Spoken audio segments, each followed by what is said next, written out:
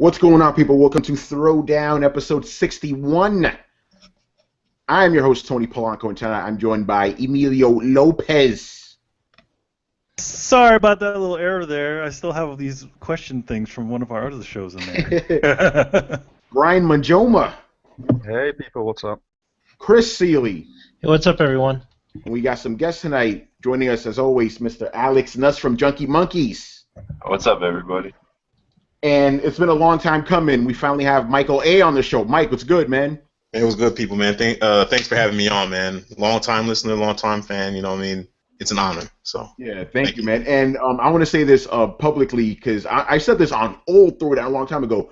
The show you used to do, Minority Show, that was one of the inspirations for Throwdown. When I restructured everything, that was one of the bases I used to make. I kind of want to do something in the vein of this, where you take just a small set of topics and just make a show out of it. So thank you for entertaining me for many years too, dude. Oh. Yeah, I don't. Wow, it's a lot of pressure. I mean, honestly, thanks. I love doing that show. The only reason we stopped is just because it was us working with like me and my friend Charles, my friend and our friend Chrome. Like those two lived in the UK. I live over here. You know what I mean? So it was kind of just difficult organizing schedules, and then he was just going back to school. So, but it's good to know we influenced Throwdown. It's probably why I like it so much. It's like much more structured, much more. I mean, I like the free winging, or like when you just say topic and go. But I like this show. It's like there's more research, more thought put into the topics. So I mean, it's good contrast with the co-op and whatnot. So, that's why I dig it. So. Yeah, definitely, man. I mean, yeah, we always talk about that. We do a lot of research here. Every single day of the week, we're basically building up to the next episode and stuff. We don't just like, I know some podcasts, they just start putting the show together on the day. It's like, no, we do this shit the entire week. But sometimes we got to be loose. You know, like today, we already had our main topic set up, people. We were going to talk about Star Wars Battlefront. That was the main topic. Then this little gem hits us. It's like, no, we're going to talk about this instead. This is way more interesting. We actually had to restrain everyone, even myself, from talking about this before the show. Too much heat. So let me explain the situation to people. We're just going to jump right into it. So today, Kotaku, Stephen Totillo specifically, wrote this massive editorial about how, Alex, can you please stop messing with the mic, man? Oh, my mic's messed now? No, you're making noise. Yeah, just mute yourself. All right, so Stephen Totillo makes this giant editorial about how Bethesda has blacklisted them and how Ubisoft has ostracized them because they leak shit. Whew, man, it split the internet in half, boy. Like, everybody was just giving opinions left and right. One of the reasons I have Mike on the show is because him and I were in the middle of this, man, just going back and forth with people. Fucking crazy. But so there's a lot of shit to cover with this. But, Mike, since you're a first-timer here, why don't you give us your thoughts on this situation, man? We just jump in from there. So basically to me, and I'll be honest, I'm not a person that goes to Kotaku regularly. It's not on my list of sites that I go to for gaming. Obviously, it's partially because I'm so invested in it. Like, I mess with the coalition, so I get a lot of the information that they post directly sent to me as well. There's a couple sites I go to, a couple writers. Forbes has some good writers there, so on and so forth. But I mean, even with that said, like, I mean, I might not be a fan of Kotaku, but I have no problem with Kotaku existing. Like, they offer a perspective in gaming that maybe I don't like, but there are people that do like it. That's why they get the hits they get. So when someone linked this to me, my first initial response is I saw Kotaku, and I'm like, yeah, I don't really care. I'm not clicking this. And people kept asking me what I thought and kept pestering me. So finally I read the article. And it came across to me as kind of someone whining that they didn't get their way or they're not getting their way anymore. Tortillo, the author of the article, obviously, made some points about journalism and whatnot, and I'm not going to dispute those points, obviously. The things he said about journalism are, like, objectively true. The thing is, like, when you're writing an article about a dispute between yourself and these two other companies, we don't hear what they're saying. We don't hear their side. We just hear Kotaku's side. That's all we're hearing. And my issue was that a lot of people were just jumping into this, just believing everything he was saying to be the truth. Why? You don't know what actually went down. And even from the things he said that went down, even if the things he said went down, there were things where I'm like, well, why wouldn't you expect that to happen? You are posting information they don't want posted. And I don't mean like information that the public needs to hear. We're talking about you're posting information about Fallout 4 years before they're even ready to announce it. You know what I mean? Like, you can't do stuff like that. You can't post it, the game's coming. Can't post then not only the city that is taking place, the name of the main character, plot details. You even went as far as posting lines of dialogue from the game before they even announced it. Like, you can't do stuff like that and then at the same time throw your hands up and say, woe is me. Why won't they send me stuff anymore? Why aren't they flying us to events anymore? Why aren't they giving us? Why aren't they interacting with us anymore? They're not interacting with you because they figure maybe you don't need them to get information on Bethesda. You seem to be doing a very good job getting that information on your own. Yeah, so, like, to me, it's like you're breaking rules, and then you're doing that in the name of journalistic integrity. But Quote, I mean, journalism 101, you don't do stuff like that. Like, Torrance has said it. I'm sure it's true of Tony. It's true of me. Yeah. There's been times where I've gotten information from people who actually like work in the industry at some of these companies, and they told me, don't link this. I could get fired. People will get in trouble. You know what I did? I said nothing. That's what you do. Dude, as of us doing this show, I'm sitting on some information myself. Guess am I posting about it? No, because you don't do shit like that. And I want to jump on what you said because when I first heard about this, when I first heard about this, I was just like, the first thing came to my mind. I was like, yeah, what the fuck were you guys expecting? You leaked something that they didn't want you to leak. You got blacklisted. Why are you bitching? And I'm sorry. I know some people are like, it didn't come across that. Yeah, it did. It was a lot of passive aggressiveness, a lot of whining in there. It's like, oh, we leaked this stuff and now they don't want to talk to us anymore. Oh, we're just trying to be journalists and dig this stuff up for you guys. No, you're digging that stuff up for yourself. You're doing that for hits. This is a click-based industry. I understand that, and that's why I can't fault Kotaku 100% for this. They're doing what they need to do to get hits. But at the same time, when you have Steven Totilo complaining that, oh, they're not inviting us to shit anymore, they blacklisted us just because we were trying to give information, that's very disingenuous, man. Yeah, go ahead, man. It's the same, a lot of websites use tactics like tabloids. They want they put out these, extravagant things like, blah, blah, story revealed, because they want you to click on it so that they can make some more friggin' money. And why, again, everybody was saying, it's like, why wouldn't you expect these companies to say, no, you're putting out shit out there that we don't want to be out there. Why are you, why wouldn't this sort of stuff happen, right? Yeah, exactly. To me, it's like robbing a store and then asking for free handouts at the same time. Yeah, yeah, it's like you rob a 7-Eleven. Let me get a free Slurpee too, man. Yeah, you come in with the coupon for the free Slurpee, and they'll be like, "No, I remember your ass. You stole something the other week. I ain't giving you no free Slurpee. Get the hell out of here." Yeah, and the thing is, I want to say this too. Every site I've been on, right? Coalition, not really so much, but the last two I was on, we've been blacklisted from shit because we leaked stuff we didn't want. We were annoyed by it. It's like, fuck, but at the same time, we're like, yeah, I guess that's to be expected. That's how I really learned about this. Like, you can't get mad. You can't get mad if you put your hand in the fire and you get burnt. It's like you can't play both sides too. If you're gonna be a guy who digs up all this information and throws all this stuff, just expect to be expect to be blacklisted for doing these sorts of things. Well, here's the problem, right? Totilo thinks that Kotaku is literally at the point of too big to fail. They're the too big to fail of game journalism, in his opinion. And how dare they blacklist him when they are Kotaku, right? Like, he needs to really check his privilege with this article, because you leaked information, you pissed off these guys. You probably maybe he got warned about it. We don't know. Like Mike said, we don't know both sides of the story. Mm-hmm. So we don't know if he got warned. We don't know if anything, what correspondence went between them and Bethesda or them and Ubisoft. But the end result is you got blacklisted, right? Deal with it. You paid the price for trying to get more hits, right? By leaking information nobody needed to know. And don't hide behind the veneer of this is truth in journalism. Nobody needed to know this. Like, we found out about Fallout 4 at E3 like everyone else. You find out about Assassin's Creed Syndicate when Ubisoft is good and ready to talk about it. The game publishers and developers need to hide shit and put out information when the time is right for them.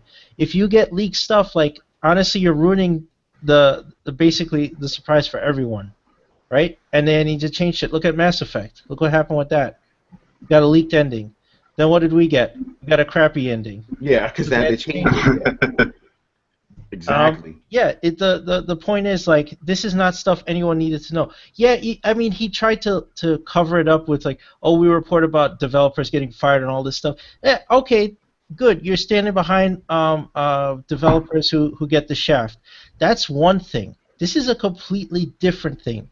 You're leaking information. Nobody wasn't going to find out about this stuff eventually, right? Like, Bethesda would hold an event. They'd go to E3. We'd find out about all this stuff eventually, and we could all report on it. So you don't get to cry the blues. You don't get to cover it up with when you actually do an honest story, right? You don't get to mash them together and say it's the same thing. It's not the same thing.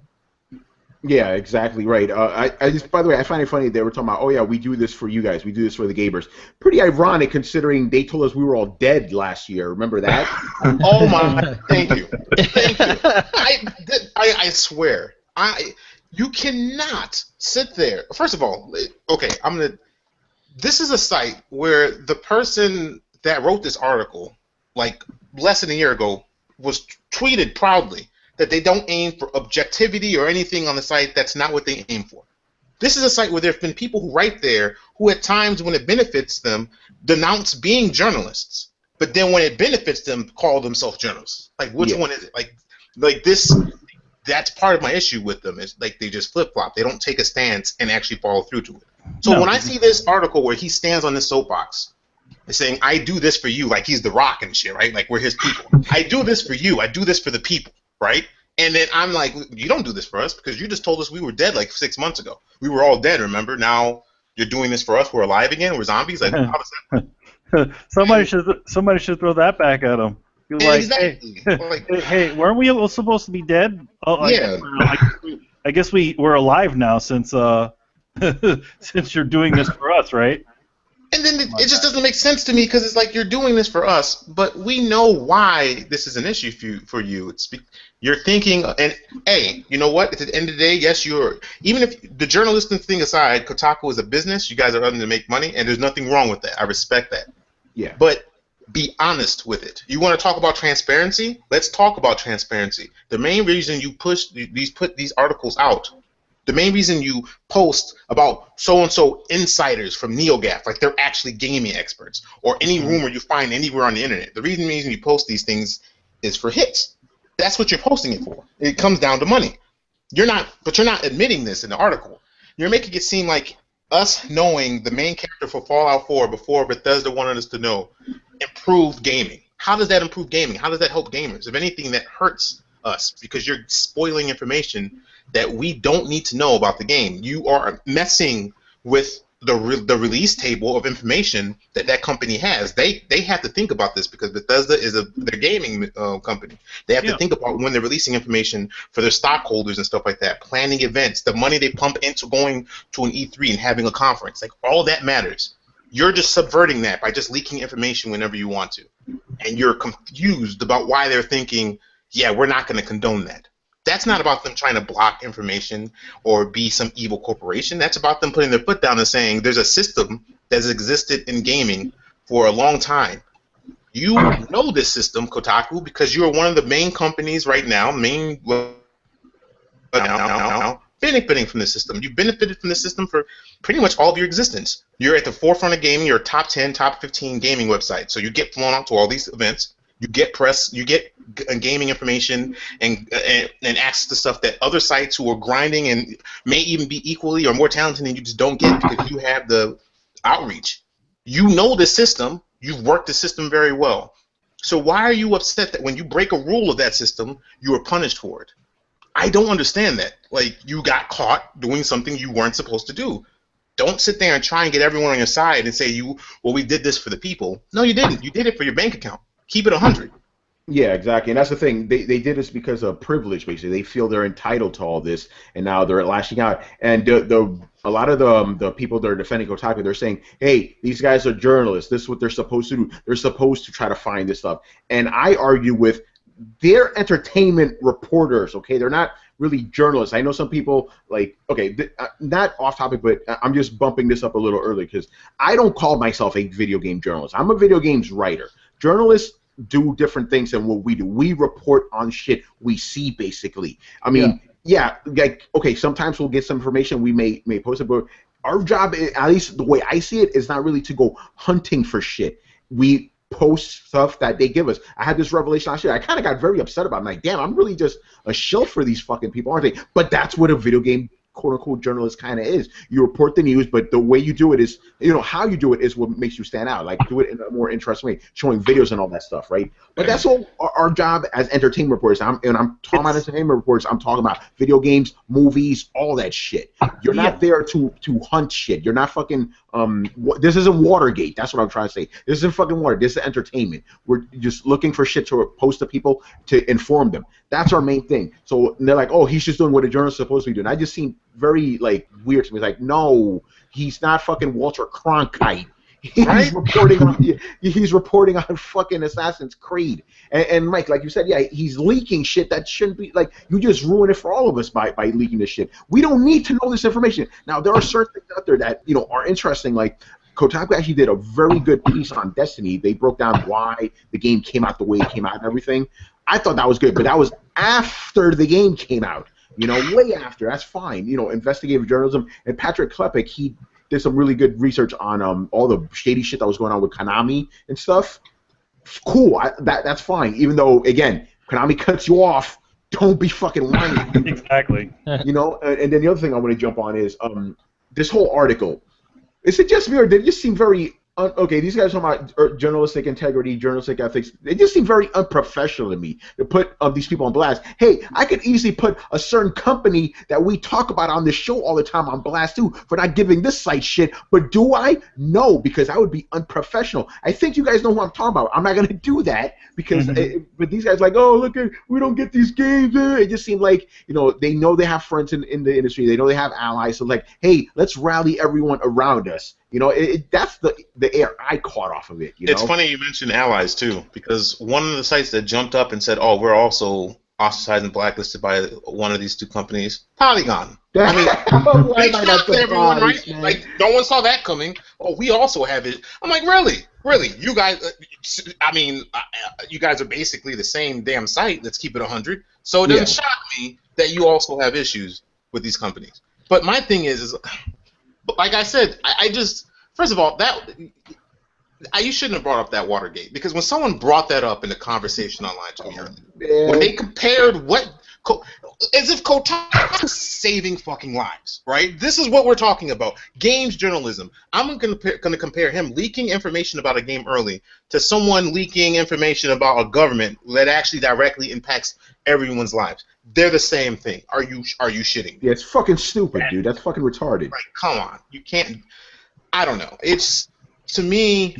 They obviously these guys think that they're on the level of Walter Cronkite, but you know what? But you know what? They don't. You know what? The places that Walter Cronkite is investigating don't fucking fly him around or wine and dine him. You know who does it? It's the studio that he works at. It's CBS or whoever. Thank you. And that's the key. Exactly. Because people were trying to argue that, oh, well, what about the writers? Like, they'll have to pay money to get their games. No, they won't. Kotaku will pay money for the writers to play the games. You know, all that ad revenue that they make, all the keep in mind, in this very article, Tortillo brags. He brags that, oh, we put our review up 8 days after it came out, and we still have over 250,000 views. Excuse me? Weren't you just complaining about not getting information on time? Now you're bragging about how good your review is doing, even though you posted it late? If anything, you made my case for me. You don't need to get games early if you're Kotaku. Exactly. You don't need that. You're crying over a perk you didn't. I know what you guys don't consider. I still say it's a perk, because clearly they didn't need to get the game before release date. They got it they got it late. Got the review up a week later. 250,000 views. You're doing fine if you're Kotaku, right? Yeah, that's true. That's a good point. And then Kotaku's whole thing is like they're more about post-release footage, right, or whatever. Okay, so you don't need a game beforehand. You know, that's if you're just reporting on a game after it launches, you don't need it anymore. You know, Brian, get in here, man. You're being quiet right now. I want to hear your thoughts on all this. You picked the wrong time to pick me, didn't you? I'm like halfway through the game. Yeah, I'm kind of busy right now. But yeah, my general thoughts just seem to be. Where to begin? First of all, okay. Well, first of all, we only have the half story. Like, we all know that every side has two stories, and so far we're only hearing the Kotaku side. So we don't know why, or we can only speculate as to why they got blacklisted. But Kotaku being Kotaku, we can probably assume and probably be correct as to why they did get blacklisted. And then to me, that is their own fault. Like, as I said last year, Stephen Tortilla is the editor-in-chief, so he is fully responsible for the company that he keeps on his website. And it seems to me that that company went around doing whatever the hell they wanted, blasted on some guys that they really shouldn't have for reasons that I don't know why, I don't care why, and now they're paying the price for it. So to me, I'm just sat here I'm thinking to myself like, well, you antagonized the bear, and then the bear just bit you back, and then now you complain that the bear bit you. Like, what do you want us to do about it? You know? Yeah, well, we're gonna be like, oh, get Kotaku free T-shirts. I mean, number one, you know what? Number one, they don't even pass any of that shit out. You know, I'm sure all those idiots are sitting in their little hives with all their shit, their limited edition bullshit that they got for just doing their freaking job, and then also leaking information about these games.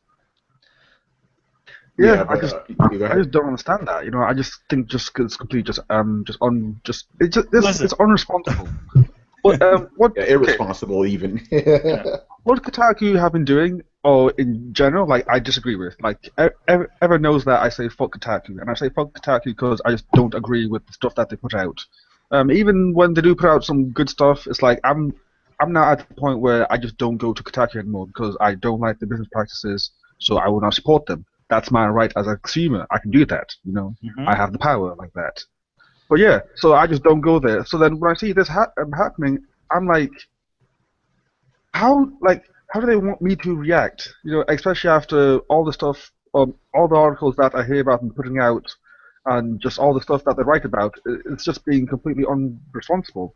And then the worst part is, I see other sites that have done not similar things, but have done things that could be comparable. Like example, when other sites write a quote-unquote negative article about a game, they do that with respect. And then it seems like when Kotaku do it, they don't do it with respect. They do it out of malice and what were I looking for? And entitlement. And for the PR companies to turn around and say like, okay, you know what, you're done. We won't. We will no longer be supporting you. Like to me, that seems fair. It's like the whole point of public relations is it's like a two-way thing. It's like you have to respect them, and they will respect you. And if either of that respect is broken, then either party has the right to just turn around and say, "Okay, I'm done with you. I won't be doing business with you." Like yeah, and it's in their right to do that too. Yeah, because you're a business. Like you can choose who you deal with. Or who you do business with, you know, that's perfectly fine. And then it seems like Ubisoft and what's the other one? Bethesda. Ubisoft and Bethesda just turned around and said like, okay, we don't really see doing business with these guys, which is totally fine. And then the way that I see it is that them just blacklisting them, like they will know what will happen now. Like will they not get games for review or something or? Yeah, I mean, here's the thing. Ironic enough, because Bethesda cut them off, right? But they're still posting about Fallout 4 like crazy. They still have the review up there, you know. So it's not stopping them from reviewing the game. It's just stopping them from reviewing the game early. I think they got Fallout early because like one of their friends at the New York Times or something got the game early, so they got it from him. Something along those lines. Chris, go ahead. No, but heaven forbid they have to buy the game on release date like the rest of it. You know, they're Kotaku. They're above that. They're above us. But now they're crawling back to gamers like after they insulted us and shit all over us. They're like a horrible roommate that moves from friend to friend when the friend finally throws them out. And I hope they realize what just horrible leeches they are. And if it's your comeuppance now for being horrible. And you have shit all over your fans, your customers, and then now you've insulted you know, the people you partner with, the games you're supposed to review, now they don't want to work with you anymore because you're shitbags, and they realize that. And now you're crawling back to us like, oh, feel sorry for us. We can't get games early. Oh, here's a tiny violin for you, Steven. I'm playing it. Can you hear it? Oh, Alex, get in here, man. What are your thoughts? Go ahead. Yeah, finish up, and then Alex. Yeah, go ahead. Alex has a different perspective on this. Go ahead, Ryan. The one thing that I don't understand is the whole argument that somehow this limits Kotaku and what they can do. It's like I sit here and I've seen like other smaller sites that are capable of doing the exact same things that Kotaku can do, and even more so, with no help from PR at all. Like there's this website called the Zombie Arcade, which is a very small site. It's run by one guy and one guy only, and he has no PR connections. He buys all his games and he reviews them, and he does what I think is a brilliant job. And yet he's able to do that with no help from any of the PR at all. So I don't see how Ubisoft and Bethesda just blacklisting Kotaku can somehow stop Kotaku from doing their job. Like they can still go out and get these games and criticize them the way that they do. It's just that the only thing that I assume is going on is that they won't get the games for free now. Yeah, which but I think is like. Oh, by the way, I need to say this for the record. We here at the Coalition got Fallout 4 and Assassin's Creed early. Just saying. No, we didn't burn any bridges, man. See, Brian, the keys to what you're saying, the difference. You said it when you were talking about that. The difference between what Zombie Arcade does and what Kotaku does is they consider it a job. See, these guys aren't gamers. They're not passionate about what they write about or what they do. They don't care about it. The guy at Zombie Arcade, that's his life, right? He gives a shit about everything he plays, everything he puts his hands on, everything he writes about. He cares about it, right? That's a lifestyle for him. It's not a job. So the guys at Kotaku, that is a job. So if they don't have all these connections and the hand holding and the babying and the wine mixers that Bethesda and Ubisoft throws for them, ooh, we don't get cocktail shrimp anymore. Oh, too fucking bad, Chris, was that drink again? Sperino or whatever? No more Pellegrino for you guys. You gotta drink Dasani like everyone else, or maybe use the Brita filter in the kitchen. Yeah. Oh man! All right, Alex, get in here. This will transition us to the second part of it because we got to talk about PR too. Obviously, it's not just all about Kotaku here. Go ahead, man. What do you think about those? I know you said you kind of support Kotaku in a way. Yeah. Yeah, like I disagree with you, Tony, in the sense that I do think game journalism is journalism. I think sports journalism. I think all of it. But like it's about reporting the facts. So I have no problem with them reporting on leaks and all that, but at the same time, like pretty much all of you said, like you can't expect them to like fly you out to LA, open up a bottle of champagne for you and massage your feet while you play Fallout 4 like 3 weeks early. It's the same way like say CNN leaked something about Barack Obama, he's not going to be on the show the next day giving them like free stuff. So, but I don't think anyone's necessarily wrong in this, but I guess the Kotaku is for putting out the article, like bitching and complaining about it, but is that also the thing is that really news? What, leaks? No. Just the fact of you going online, going out and putting out an article about how you're not getting free shit. Yeah, I mean, that goes back to my other question. It's like, was this unprofessional of them? Because it was just a big wine fest, basically. To be honest, it is unprofessional because why are you complaining about that sort of stuff on a public forum? Yes, okay, you can do that on your stupid podcast, right? You can do that on podcasts, that's fine. But to me, wasting valuable space with an article that's just about how you're not getting anything free from these two companies and they're not flying you somewhere, to me that's not right. That's just they should go back to reporting about games. Don't expect me to feel sorry for you that you didn't get any Pellegrino with your Fallout.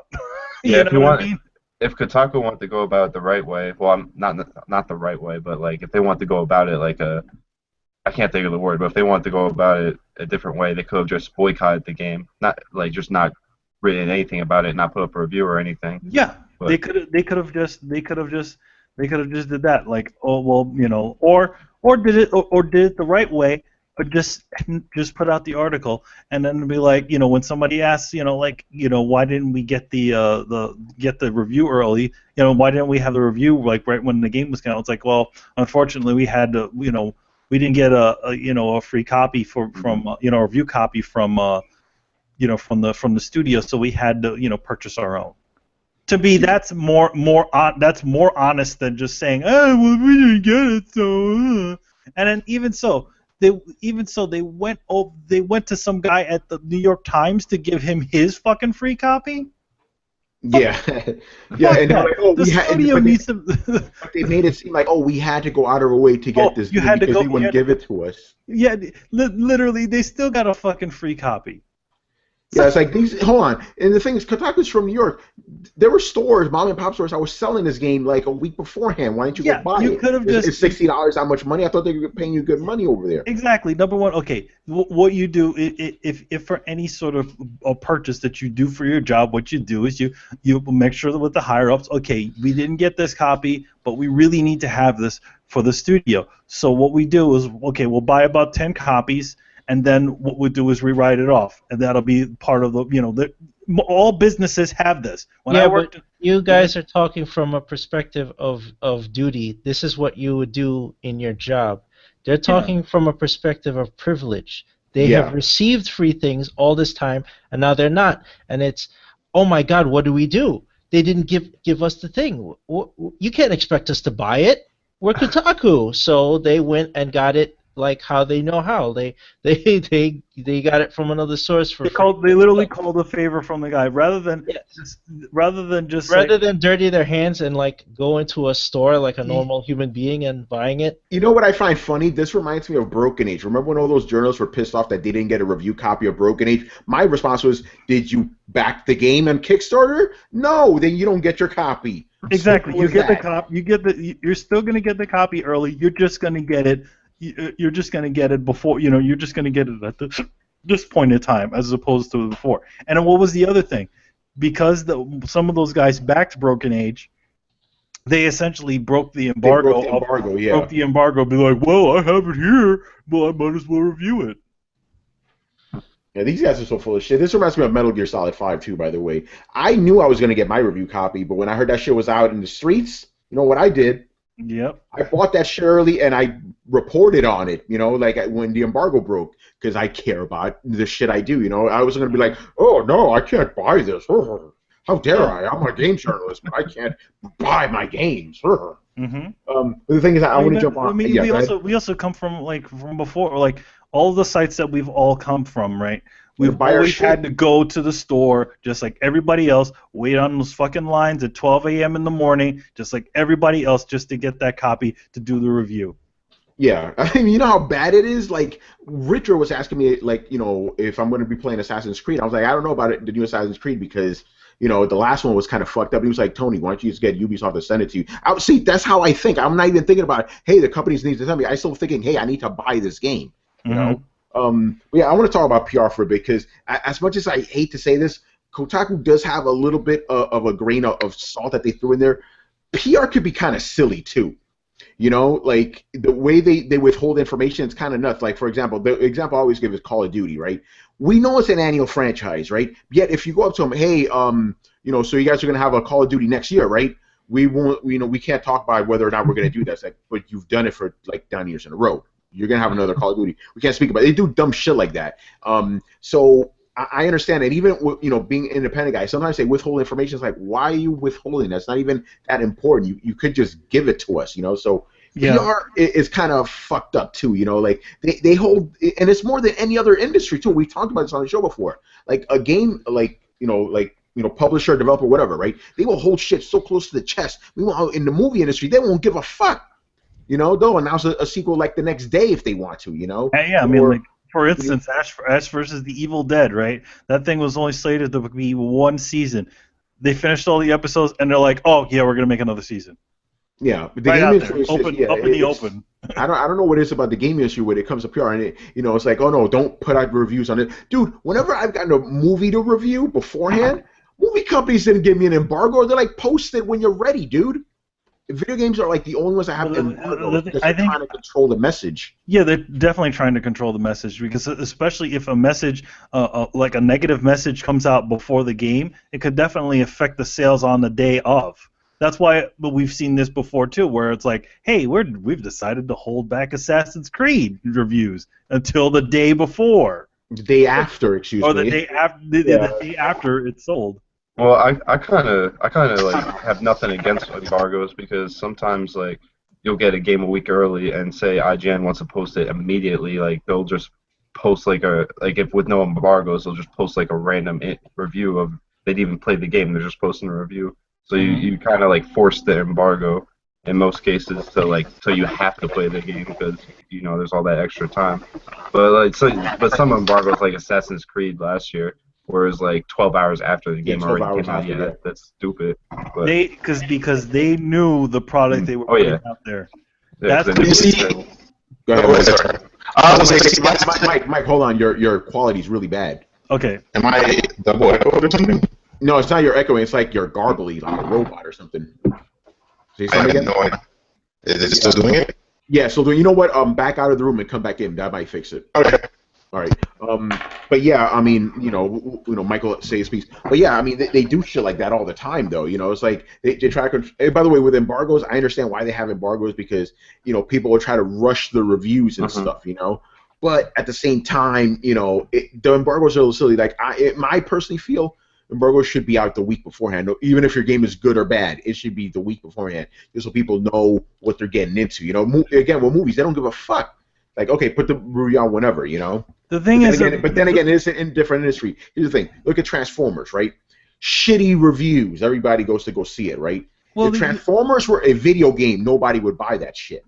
A lot of really big films have gotten bad reviews, but still did very well because, again, it is still on the individual whether they can go, whether they like or dislike a film. Yeah, it doesn't work like that in the gaming industry, though. Well, no, in the a lot of gamers industry, are like, "Hey, I got a low score. I'm not buying it." Yeah, because of the price of a game. It's $60 game. For a lot of people, that's an investment right there. So they definitely want to know about how good or bad the game is. Even if you go to movies, you see a bad movie with your friends. It still can be a good experience seeing the bad movie because you talk shit about it. It's and it's only $12 where I live. I don't know how much it is where you guys are, and then it's only 2 hours. So that's not too heavy of an investment compared to $60 and then any amount of hours for the game. Yeah, no, I know what you're saying. It's that's why people trust or not trust, but just rely on reviews more. But that's why these companies are like that because reviews are so important, right? They need to control that message, but it also makes things like this happen where they don't tell you enough information, so you find something, you got to go out there and leak as much as you can. But then it goes back to this is a click-based industry. They need to do this shit for money and stuff. That every hit equals to cash. So I get that. And again, as much as it hurts me to say this, I can't blame Kotaku for that. They got to make money, right? But again, yeah. Oh no, Brian, that's fine. Yeah, you can blame, but Brian, just quote you again. Because of the quality of the stuff that they're using to get to generate the clicks. Yeah, but again, like I said, me personally, I can't blame them for that. But Brian, to use your quote, I also can't feel sorry for them if they go pet the bear and the bear fucking bites them. It's a fucking bear. What do you expect? So I can't blame them on that either. It's like when people are like, "Oh no, Tony, you need to sympathize." No, I don't. Fuck them. They did that shit to themselves, man. Okay, exactly. Number one, they should, obviously, from what Chris has been saying it over and over, it's just they're coming from this different place. We're guys that have to scrounge and everything to get the things that we have for the site. Yeah, you think we get flown to E3 for free? No, man? we don't. Everybody on the coalition.com had to pay for their fucking hotel. We had to be paid for the hotel for the things. We had to fly our asses over there. We even had to rent the cars that drove us around. So not like friggin' IGN who had a friggin' base control over there and had a bunch of friggin' Humvees or whatever driving them around. That's not the way it is. But to be fair though, IGN isn't going around saying bullshit like this. No, because IGN at the same time, what they are is they're what a lot of tech sites, or like review sites and stuff like that, like entertainment sites are, where they just celebrate the game. They celebrate like, oh hey, this game's coming out, blah blah blah. They have their review, but the thing is, it never gets any deeper than that. It doesn't become slander like it does when we're talking like Kotaku and we're talking Polygon. Polygon. Yeah, and by the way, see, I'm glad you bring up IGN too, because to me that's what a game writer, journalist, whatever, that's what we're supposed to be doing.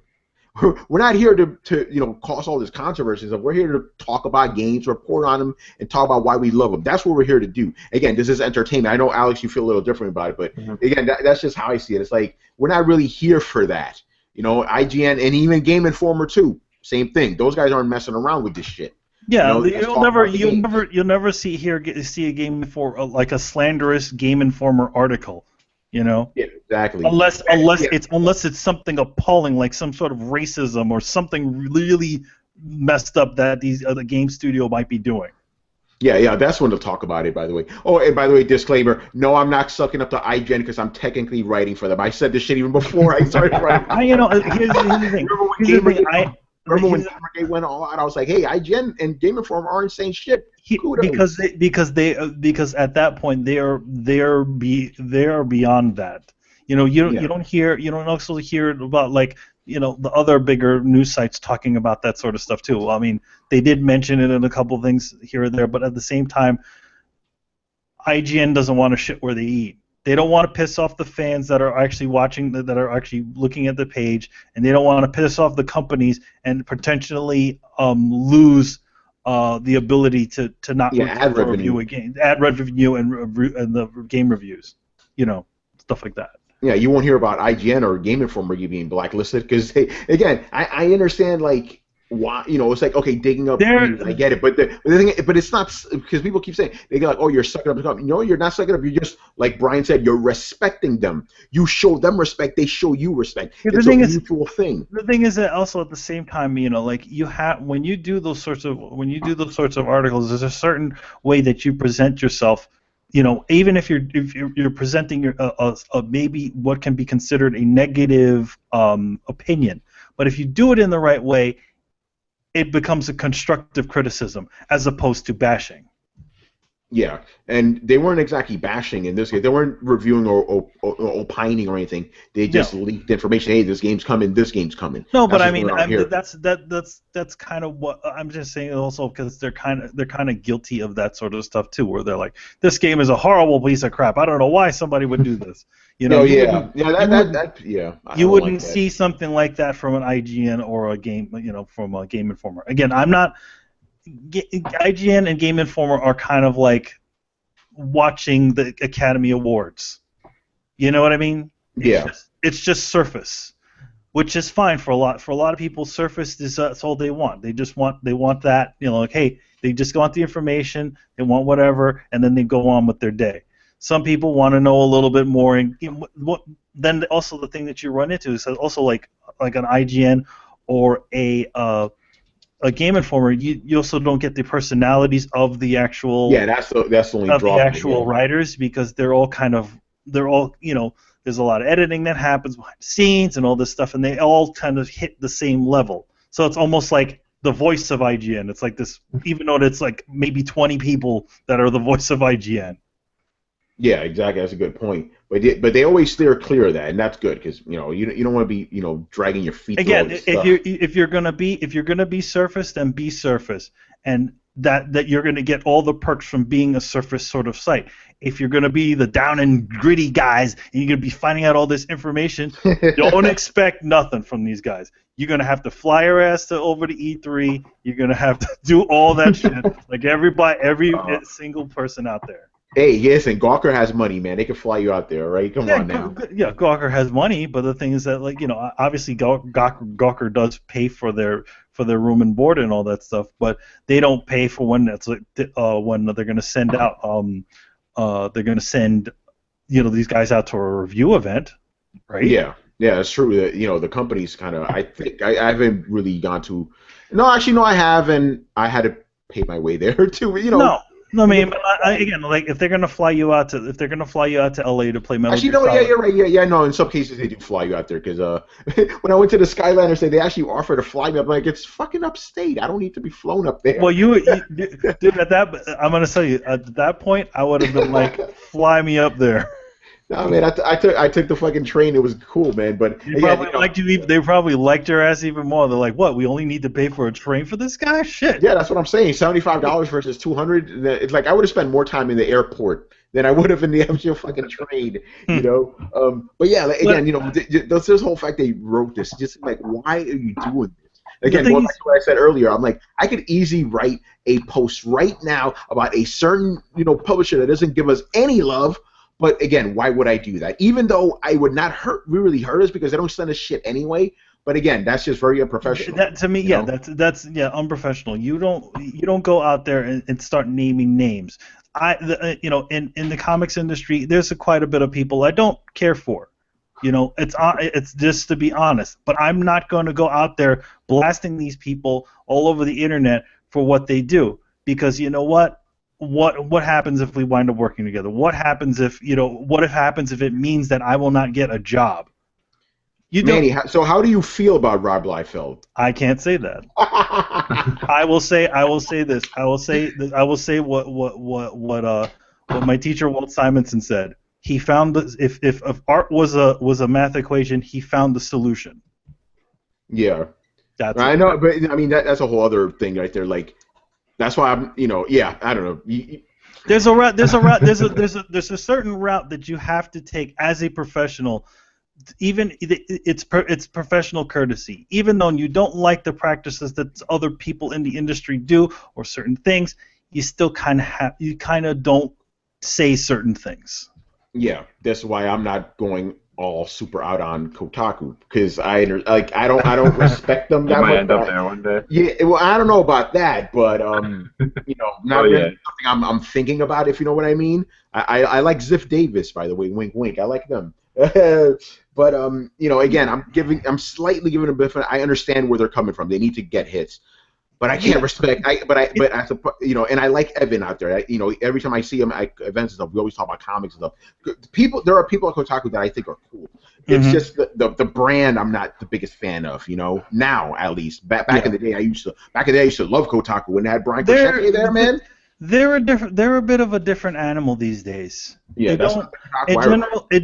doesn't feel like a celebration anymore. Like back in the old days of Kotaku, it was like, oh my God, isn't this cool? And they show a figure. Oh my God, this is this cool.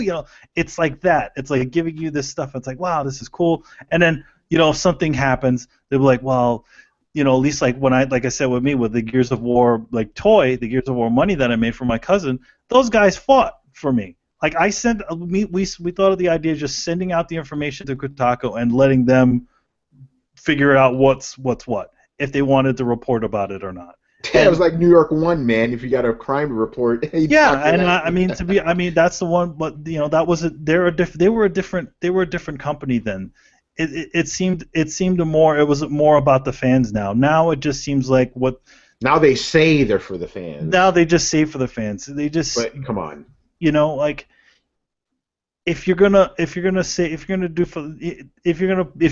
there for the fans, you don't bash them. You don't tell them that they're dead. You don't say that gamers are dead and all these other things. These are the chief people that are looking at your site. Why would they why would they want to continue to read the site if you decided to shit in their face? Yeah, exactly. Mike, you're back. Let's see how your mic is doing now. Is it still messed up or? Perfect. All right, go off on what you were gonna say before, man. Basically, I was like, oh, embargoes. There you go. It just came back to me. I am fine. Ideally, there shouldn't be embargoes in gaming. What would happen in gaming is that everyone would get games at the same time, and then reviews would come out. I understand that they do embargoes for just to give gaming sites a chance to report on the games before they come out. But then gaming has become this popularity contest where it's like, well, only a certain amount of sites get that coverage, and then their other sites are struggling for the leftovers or trying to get to know people, and it's an issue. Whereas if you level the playing field, you can just remove embargoes and don't let anyone post anything about the game until no more than a week beforehand, regardless of the genre. So for the people who are able to get the game early via mom and pop shops or whatever, okay, cool. But that's another issue. I don't know. To me, them saying they got the game a week later and they still posted a review and it still got tons of views, they don't need review copies. So it's like, why is that even an issue then? Because that just supports what I've said for a long time. Like, once you get to a certain level in gaming, it doesn't matter anymore. Like, Kotaku gets hits because a lot of people, the public, and this is not just in gaming, this is period, they're lazy. So they only go to what's known, they go to what's popular. Kotaku's already at that level where a lot of people that aren't really deep in the gaming like us, they just look for the news on the easiest sites. They're going to go to the IGNs, the Kotakus and whatnot, to go there because that's the sites that pop in their mind first. They don't think, let me dig deep and search for other sites or new sources for information. So, if you're Kotaku, you're already there. What? It just seems petty to me. You're basically complaining that you don't get something that clearly you don't need. I don't get it. You don't need to get because it's not like Bethesda and Ubisoft are saying, okay, we took legal action. You can't talk about our products. You can't mention our name. They're not doing anything like that. They're basically saying you can do exactly what you're doing now, which is what's funny because Tortillo says himself, we're going to keep doing what we've been doing and what we always do. So they're not changing. Nothing's changing on their part. It's just that they're complaining that they don't get stuff now for free. It's like, come on, man. How do you not see that as petty? I don't know. It's privilege, man. It's all privilege, dude. But I do agree with but I'm with you. Yeah, go ahead. Oh, so I do agree with your points on PR. And that's why I was saying I wasn't completely trashing the article. There were points in the article where he did make valid points. Mm-hmm. PR is silly. But the thing is, with PR, not every company handles PR themselves. Some companies have PR firms handle PR for them. Like Nintendo has always had, is it Edelman? That does PR for them and whatnot and handles all their releases and stuff like that. Chris, you would know that, right? So, you know what I mean? It's not even Nintendo. It's them. Even Microsoft has their own. Oh, yeah. I think actually Microsoft is Edelman and Nintendo's Golden Harris. I might be getting it wrong. Golden Harris is Nintendo. Yeah, you see what I'm saying? So a lot of these companies don't even handle PR on their own because it wouldn't make sense for them to. They're gaming business. They don't care about the journalistic, ethical side. They see journalism as just an avenue for marketing for them. Exactly. So they have other companies do this stuff. And I agree. That causes a lot of the disconnect. I think gaming companies, especially publishers, if you're publishing video games, you have the money. I think they need to start setting aside and creating their own PR. People who know games, are passionate about games, but also know the gaming journalistic struggle, so that there's less of that divide. Because I think that's part of the issue. I know I put a lot of it on Kotaku for their practices and whatnot, but the other half is gaming journalism is still a kind of new form of journalism, so the rules aren't set in stone yet. They're probably thinking, well, I've seen this happen in other forms of journalism, so we can do it. They're picking and choosing, of course, but like I said, there's no set in stone rules. We haven't matured there yet as a medium. So I do think PR is part of the issue, and it is, because I've had some silly experiences where it's like I'm dealing with EA and they're talking about Madden, and I'm asking them questions like, are there legacy issues? And they'll deny the existence of legacy issues. And it's like, well, people who play Madden every year see the same animations or see the same glitches over and over again, and I'm asking you if you're going to get rid of them in this upcoming title, or if there's going to be another Madden game coming in here, and we can't talk about that. It's like, but we know it's coming because you do it every year. I don't get that. I don't know. I think also especially when you're dealing with firms like that, and they say that they can't talk about it. It's also the fact that they don't actually know, because you've dealt with you've done those events where you've gotten to talk to a person who's supposedly a representative of the game, and they kind of don't know anything about the game. They're just kind of It's kind of like when you call up those helper lines and they start reading the dictionary, reading the manual out to you. It's kind of like that. They have their little thing that they're trained to say, and then when you break the script on them, they I can't comment on that. Well, yeah, no, I've been that many times. I've seen that many times. Yeah, like wait, I don't actually work here. Yeah, I do believe that in somewhat, like when you go to some events and stuff like E3, we all ran into plenty of those people. Oh yeah, they have no idea about like what it is. They just know they're getting paid by Ubisoft to stand there and smile and give us the information they were told. But other times, like Michael's talking about, EA damn well knows the legacy issues. It's all about this. Yeah, At the end of the day, that's it. He has a damn soundboard, really. That's awesome. Yeah, anyway, we get fancy here on Throwdown. I wish we could upload our own sound. So, god damn it. Yeah, I want to have our theme song on there. Jeez. That would be awesome. By the way, okay, I've seen some people talk about this, but they haven't presented proof yet. Apparently, there are some sites out there that are like sucking up to Bethesda and Ubisoft to be like, hey, we're better than those guys. You know, we don't do that shit. We love you guys. I haven't seen it myself, but if you do that, what the fuck is wrong with you people? You're sucking up to PR like that. And that's the thing. I need to go off on this too, because this pissed me off. Because some people were assuming I was doing it. I'm like, when during this entire conversation have I said Bethesda and Ubisoft are right? I was like, I'm saying they're wrong. Like, I didn't say Kotaku's wrong. I said they're fucking wrong. But they assume because I'm not with Kotaku, like that I must be with these guys. No, they're being silly too. But at the same time, I'm not like sucking up to them. So if there's any sites out there that I was like kissing up to them, have some fucking dignity and stop that shit. They don't give a fuck about you. Let's just be honest. The thing is that you guys got to understand is that all these places, even if it might be, it seems a bit cold, they see everyone out there as a way to sell their product.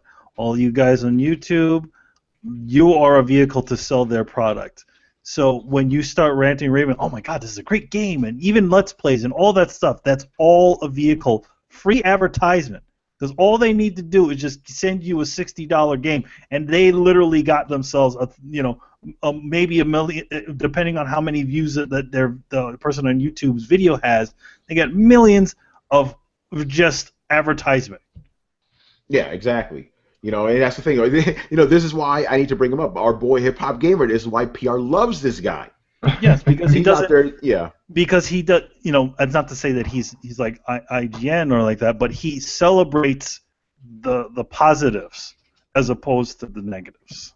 Yeah, but again, going back, this is why it's always a balancing act with PR. Because on the one hand, you want to treat PR, like Brian said, you want to treat them with respect, but you also have to be honest with your audience, right? Exactly. If I get sent, I go to events all the time, right? But at the same time, while I appreciate, the food and playing games and shit, I'm not gonna lie to people and be like, oh yeah, this game is the greatest. I'm like, no, I don't really, I'll be fair about it, obviously. Like I did a write-up for Digimon. I don't know about Digimon. I don't care about Digimon. But I was fair about it. But I've seen pages like Kotaku shit on these games, and I'm going to bring that up too because this was the first instance I remember of me like going, wait, what the fuck is up with Kotaku? Why are they doing that? They were doing a preview for Kingdoms of Amalur, right? And the headline was, why do I need Kingdoms of Amalur if I have Skyrim? And I'm like, wait. Oh yeah, I remember. You remember that, right, Brian? I was like, wait, what? Because I love that game. I thought the game was brilliant. Well, okay, but. Yeah. Carry on, Tony. This was okay. Ed. What's he trying to do, Brian? I don't know. Anyway, he needs to be quiet. Anyway, Kingdoms of Amalur, right? Same thing. I was like, the game. This is a preview. This is not a review. This is a preview, and they're shitting on it. How do you do that? That was the first instance. I'm like, okay, I don't know. Some fishy's going on here. So, if I go to an event, I will treat the game fairly, and even if it's not up to my taste, I'll mention that, but I won't be harsh on it. With the review, on the other hand, if the game is shit, I'm going in. I don't care. I'm going all the way in and stuff. But, the thing is that you also want to be, again, you want to have that honesty with the people that are reading it. It's like, what does Tony think, or what does the coalition think about this game? That's what That's what you're going to be doing. But again, you don't break embargoes. You don't friggin' leak anything that isn't leaked or already been leaked. You know, I mean, I don't see where that. hold on, Mike. Before you go on, I didn't say about embargoes. Embargoes are a funny thing. I actually broke the embargo for Dragon's Crown accidentally because it was 12. Okay, typically embargoes break at 12 a.m. right Eastern. I mean 12 a.m. Pacific. I posted at 12 a. The actual embargo was for 12 p.m. 12 p.m. right. So I posted it at 12 a.m. right, 12 hours beforehand. So SEO for Play, we got a shit ton of hits, right?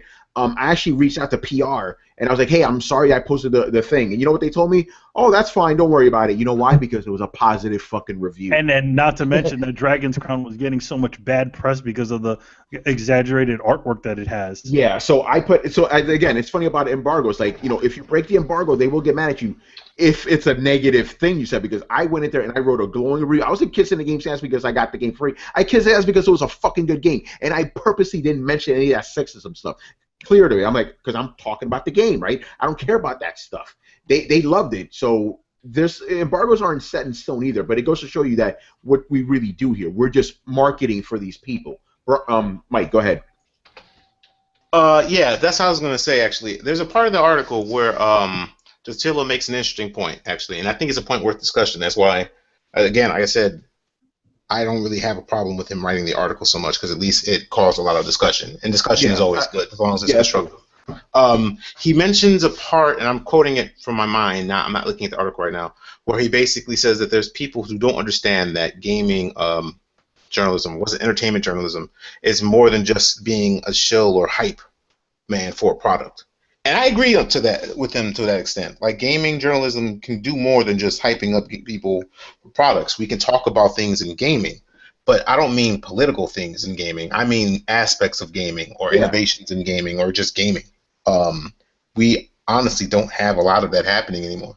And reasons why, well, that's up for debate. I agree with him on the fact that game sites, well, I mean, part of your job is going to be generating excitement for games because the market needs it. At the same point in time, it does bring into a question an issue of integrity, like in terms of the people giving games coverage, because a lot of times people will go to these events, they'll get review copies, and they won't even admit that before they write an article. They just go in on the review. Whereas someone like me, when I write a review or anything on an article, if I'm flown somewhere, if I go somewhere, I let them know, hey, I got this company, so-and-so brought me here. So-and-so sent me a copy of the game. I put that stuff in the review. Why? Because I want people to know. Hell, let's say I'm a fan of the franchise from previous entries to the franchise.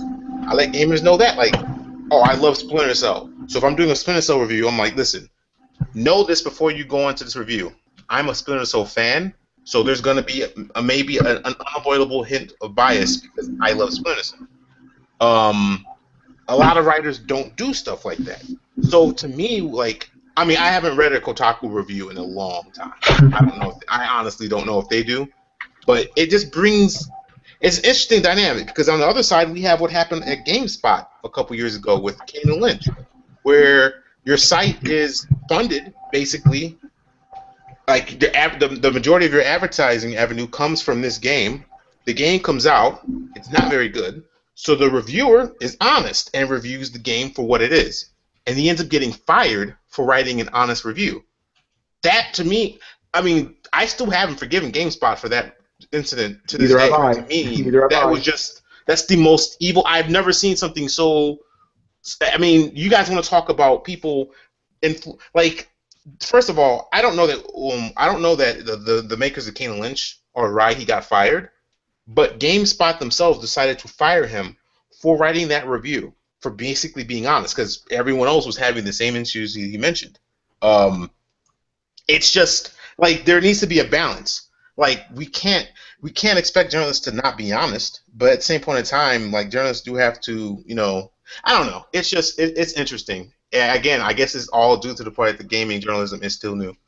But yeah, that's what I'm saying. Like I don't want people to sit here and think that I'm completely trashing Kotaku or the article. Again, while I do think it's very whiny and there's some very subjective and unnecessary parts in the article, there is some good that's come from it. It's created a lot of dialogue and it's bringing up some real issues in gaming that do need to have light shed on them. I personally said that I sided with Bethesda and Ubisoft Why? Because they're companies and they do what companies always do. It's not so much that I think that what they did was objectively right. It's more along the lines of me knowing how the system works and seeing them just do what any company in their position in the system would do. That was my stance on it. It's like you know what the consequences of your actions are. So when you do those actions, even if you're doing them for the right or for the, let's say they were actually doing them for the people. It's like when you protest something. People who protest usually expect to be arrested. You know what I mean? You're doing something wrong for a reason. So it's like if you're doing this for the people, Kotaku, why are you so upset that what you expected to happen happened? That doesn't make sense to me. You knew this was what happened. I need to jump in on here real quick. This is interesting. I posted this in the chat right now. So, and I'm gonna give this guy's name. So Eric Kozlowski, sorry if I butchered that. He works for BioWare. As a matter of fact, I'm going to read his Twitter account here. He's a senior environmental artist at BioWare, lifelong gamer, lover of all things games. He has some nice words to say to Steven Totillo and Patrick Klepek on Twitter. He's basically saying what we've been saying. It's like, hey, you guys are ruining the surprise for everyone when you do this shit. You're not doing this to serve people. You're doing this to serve yourself. That's exactly right. That's 100% right. That's someone. Let me read this tweet before I'm about to look at it. Okay. I just sent you that. Yeah, read. Yeah, I just saw it right there. This is and this is an actual game developer. This is a game developer. This is someone who works in the industry at a big name. Everyone knows BioWare, so that's huge. And wow. Yeah, BioWare. Yeah, he works for BioWare. I'm going to quote who's BioWare? Brian, come on, stop that. Are you serious? Okay. He's trolling. Oh my God! Thank you. He's trolling. Okay, he goes, you have no idea how damaging it is to us devs when a game we're working on leaks. Don't feign integrity. You do it for the clicks. Damn fucking right. That is the truth right there. I'm going to retweet the shit out of this man right now. And that's what's funny to me, because when I was telling people earlier, I'm like, people were going at me and trying to make it into this, oh, you just don't like Kotaku thing. Or they even brought up Gamergate. No, yeah, that's bullshit, And man. I'm sitting there like, what does that even have? Like, what is Gamergate? Or, like, what the hell does that have to do with anything? Like, I'm not a member of Gamergate. I don't have any allegiance. I just love video games. I play games, period. My issue is that I told them, this is probably why a lot of gamers aren't really fond with them. That's why there was all these campaigns for people trying to get ads to pull out from them, because they weren't fond with their practices. Now you see people, not just Bethesda and Ubisoft in practice, you see someone, I'm shocked that somebody actually spoke up that's in the industry, that's at a company, spoke up and said, you know what? I'm not fond of this. It's not the first time. It's just usually these people do it they do it with anonymity. Like, they'll post like, oh, I'm a worker at Xbox, so I'm a worker here or there. And they'll write a blog and post it online without putting their actual name. But they'll put something as proof that they'll post a picture. Like, I remember the Xbox article. One of the people that developed the Xbox One had an article about some of the issues with gaming integrity and journalism. And he or she didn't post their name on the article. They just posted like a limited edition Xbox One that you'd only get if you actually developed the Xbox, because it literally says it on the Xbox. Thank you for helping make the Xbox. So it's like, I'm shocked that someone's finally putting their name out there and saying these things that we've been saying all day. But that's what I've been trying to tell people. Like, it's not just specific gamers. People in the industry too are tired of this. They're tired of seeing this double standard, this double think. Like, we're going to demand integrity out of you, but then we're going to break the code that we have established with you and expect you to still honor your half. That doesn't make any sense. That makes this fucking stupid. And just be honest. Like, if Kotaku just came out and said, yeah, we leaked these things for the clicks because we make money off clicks. Okay. Yeah. I wouldn't have anything bad to say. I'd have shut the hell up. Yeah, exactly, because they were honest. That's exactly. Kotaku said that, like, hey, yeah, we did this because we need fucking hits. I'll be like, okay, good, they were honest, and I would go about my day. You know? If anything, that might have. I would be like, you know what? Let me give Kotaku another try. Let me give them another try, because that's the guts and that was honest. But they don't do that. They sit here and sugarcoat it and just lie. And I'm going to go ahead and say that they sit there and they lie. You did not do this for the people. Why would you say that? That's insulting. Like, that's insulting to my intelligence. You did that. You leaked all those things out there about Fallout 4 for me. And for you, Mike. For you specifically, Mike. They did it for you. Yeah. Yeah. Let me know how that flat screen in your office looks too. Man. Go ahead, Alex. Well, I think this whole thing is like he said it's for the people because he wants to get us gamers like crazy up talking about it. Then he wants to start bashing Bethesda and who is it, Ubisoft? Start bashing Ubisoft so that they'll be like, all right, I guess we can't blacklist Kotaku. I think that's what this whole thing's about. Yeah, I mean, that's a great point. Yeah, like get people to get pissed off at these companies so they'll be forced to treat them again. That's pretty low, dirty shit too, man. It's kind of having an opposite effect. Like I've seen people on both sides, so I guess it's kind of having no effect because like it's kind of splitting everybody, and they're kind of like balancing each other out. But it does provide for a good conversation. But you're right, it's split down the middle. Even on NeoGaf, these good dudes were split down the middle, which is interesting. Oh yeah, I saw a link you posted on Facebook. Wait, NeoGaf is actually split on this? Don't they love Kotaku on that place? I don't know about that, but it was split down the middle. Like I linked it. I was surprised. I'm like, holy shit! I'm shocked. Like, yeah, I was shocked too, brother. I was like, wait a minute. Like one guy would be like, oh yeah, I support Kotaku. Next one, fuck Kotaku. I support Kotaku. Fuck Kotaku. Yeah, okay. And it was pretty split down the middle. All right, let's start wrapping this up. Any final thoughts on this? I think we pretty much said it all. Go ahead, Manny. My name is Stephen Totillo. I don't get swag. I receive it. Oh man, yeah. Oh man. That's the final thought. What the hell was that? We were making fun of a Luke Plunkett, where we were. Okay, this was. It was Luke Plunkett. Check it out. So at 3 E3s ago, it was our first E3, right? And he's a writer for Kotaku. He was complaining about how independent writers are fucking up E3 because they just run and just grab swag, and it's like. Yeah, we have to get swag because you are given swag. You just don't have to run for it. It's the same shit, you fucking pretentious prick. You know? So that's what Manny was doing. He was just, quoting it. Oh, we don't get swag. I don't get swag. I receive it. Yeah. Fuck out of here. All right, so there we go. Yeah, a good discussion. However you feel about this, very good discussion at least. Let's move on. I got a bunch of new shit here, but then we're not gonna probably do all of it because I'm not. I want to play Fallout tonight. Hey! You're not alone. Yo, man, you gotta cool that. The games. Yo, man, Right. it's okay. I want to give a quick. Yeah, go ahead, Brian. If you had a PC, you'd be playing it now like I am. Yeah, right. If you had I'm a just PC, saying. you'd be working like I am. Yeah, Brian. You'll get your thoughts on it. Okay, I want to give a quick shout out to my boy Jeffrey Wilson, who actually helped me get the gig with PC Mag. He sent me this story, and I'm like, oh yeah, we need to talk about this. This is interesting.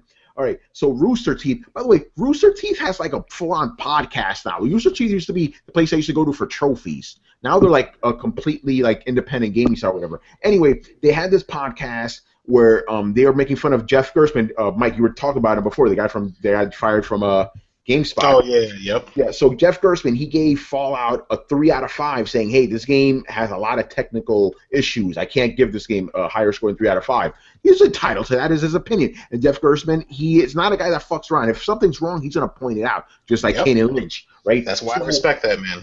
Exactly. Till this day, I respect this man. So on this podcast on Rooster Teeth, it was 3 of them, I believe. In the background, they had all this swag, Fallout 4 swag. They all wearing Pip Boys, and they were making fun of this man for, saying this about Fallout. They were saying, oh, he was being too hard. Just because the game has technical limitations doesn't mean that it's a bad game. He's just writing this in his ivory tower, eating cheese and sipping wine.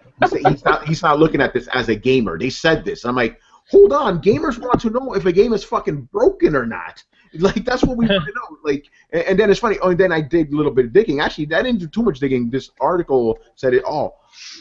Apparently, they've done a series on Fallout, series of videos that is sponsored by Bethesda. Well, I don't understand. When did Rooster Teeth become an independent gaming site? They're the red versus blue guys. They're the biggest Halo fanboys on the planet. Like, you can't be impartial when you back or are backed by publishers and developers. They've actually shaped how Halo's done, even how Machinima's done. Like, since when did they get to be an independent source for gaming news? But now they have a podcast just like our own, just with higher production value. Brian, what were we gonna say? Wait, Brian, I know what you're gonna ask me. Yes, they're being paid by Bethesda. Oh no, that's not it. Okay. Are Rooster Teeth in some way going to be competing with Samsung at all? Because they seem to be doing a lot of projection right now. I mean, a seriously lot of objection right now. Well, that's what I was thinking. They're sitting around with all their swag in the background, like he's up in his ivory tower. Right. Wow. Well, one I mean- thing I was thinking, I didn't actually read the full 3 out of 5 review, but Rooster Teeth doesn't know like the glitches that the dude went through. Maybe he went through a few game crashes that like completely broke his experience, or maybe his save file got corrupted a few times. He had to I start just find over it again. funny that they're making fun of a man that's been in this industry for years and has done a great job at it. He's one of the more honest people out there. And these guys, these up-and-comers, are just making fun of this guy, you know, because they gave their favorite game that they're being paid for. Well, that's how you get bad hits. When see- you're a little lower, you have to take shots up there, and it's working, so we're talking about it. Yeah, Mike, go ahead. That's the problem, though, and it's getting worse. Because to me, like what I saw when you like that what you just described is the perfect example of shilling. That is shilling. Like someone brings up legit issues with the game, even if you don't agree with the review score or whatever, you can. That's a discussion you can have. That's cool. It's not like he gave it a 3 out of 5 to get hits. He didn't give it a 3 out of 5 to stand out. 3 out of 5 is not a bad. It's an average review. It's not. That's an average review. It's fine. He basically said that the game is marred by issues. I can't quantify giving that a greater review score. I don't see how you have issue with that, even if you don't like it.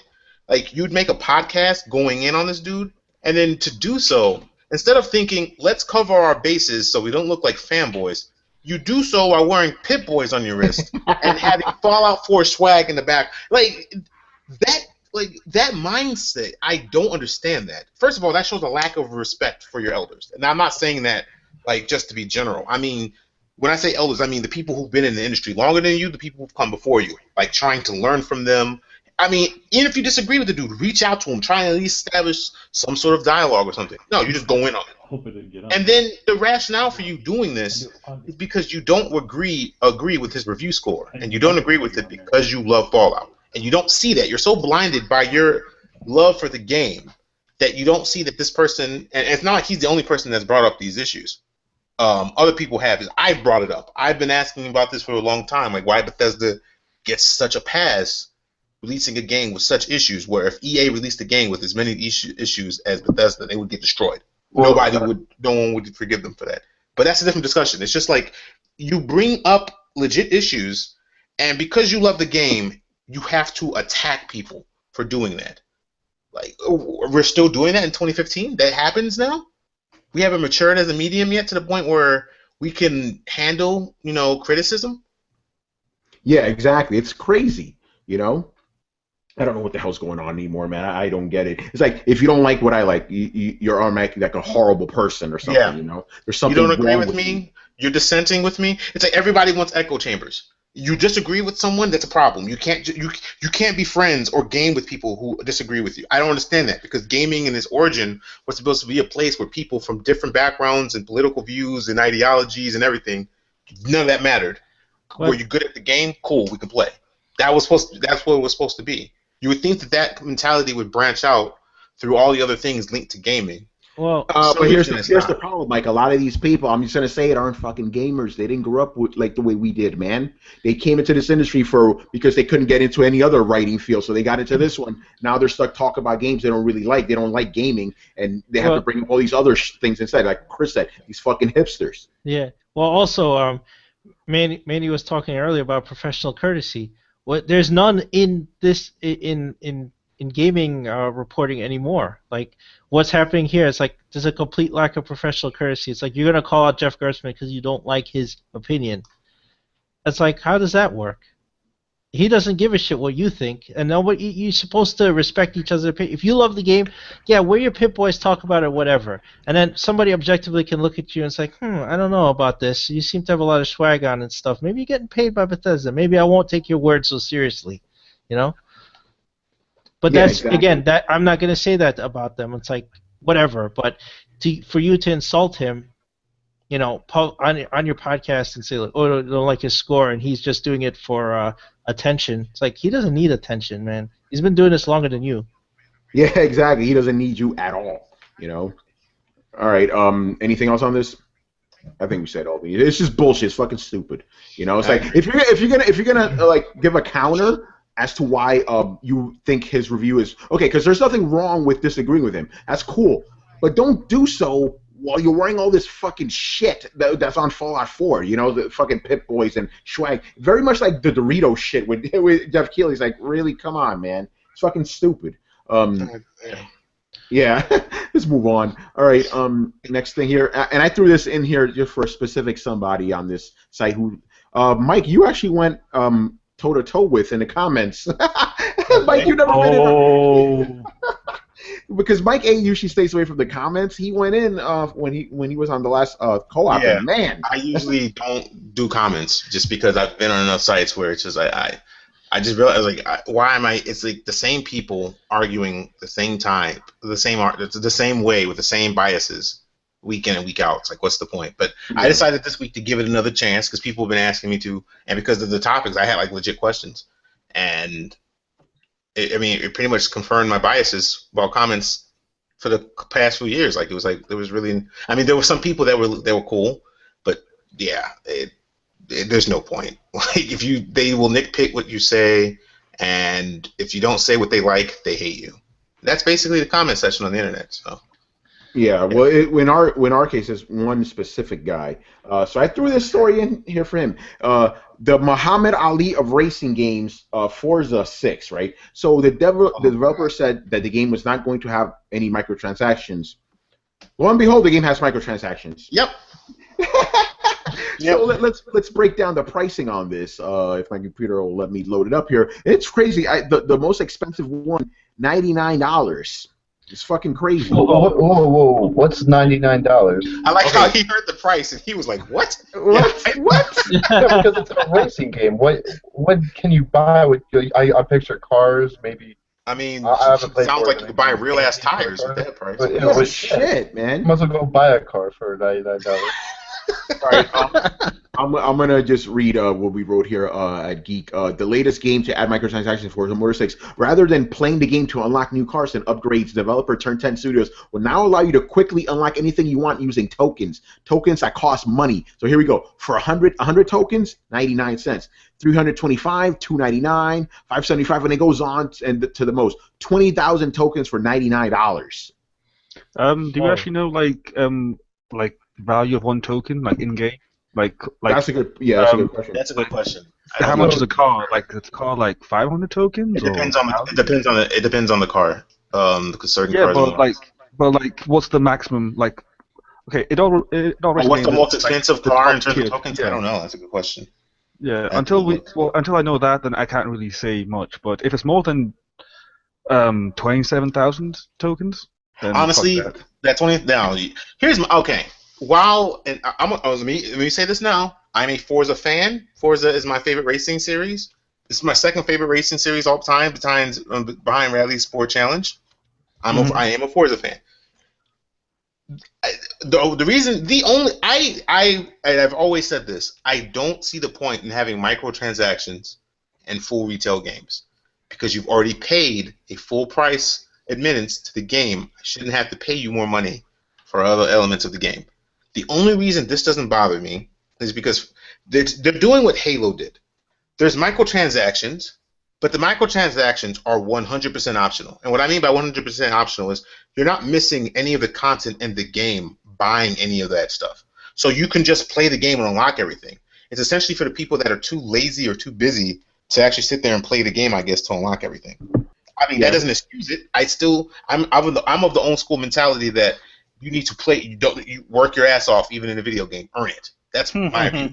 But I get it. A lot of the wage gamers don't have that. They want everything up front. They're spoiled. They play games for 2 weeks and then they move on. I get that.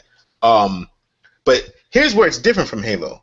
With Halo, the microtransactions that they use for the red packs, they took that money and they put it back into the Halo community. They used that to fund the Halo championships. Yeah, that's right. Which is why the prize pool is at like $1.7 million now. Yeah, like it keeps increasing. I know that there's a competitive scene for Forza. There is actually. It's pretty big in Europe and Australia and whatnot. But they haven't really made any announcements yet about doing anything like a circuit for Forza 6.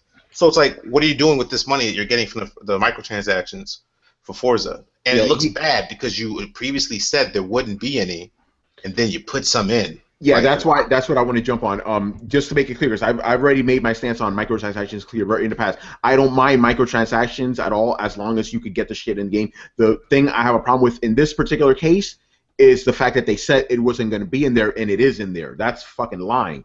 You know, if from the beginning they're like, hey, this game's gonna have microtransactions, okay, that's your prerogative. Again, like you said, people will have time to play games as much as they want to, so they want to move forward ahead. That's fine. I don't care. This is capitalism. That's how things work. But don't tell people you're not gonna have something in the game and then put it in there anyway. It's very disingenuous. That's my beef with it. But the actual microtransactions being in the game itself, that's not the issue for me personally. It's the fact that you lied to people. That's the problem here. Yeah, I agree with you guys pretty much. Where like as long as you can get the stuff in game, but I just think it's crazy. Somebody's gonna pay $60 and then pay $99 to not play to not play the game that they just bought for $60 because you're unlocking everything that you need to play online. Instead of playing it, just pay another $99.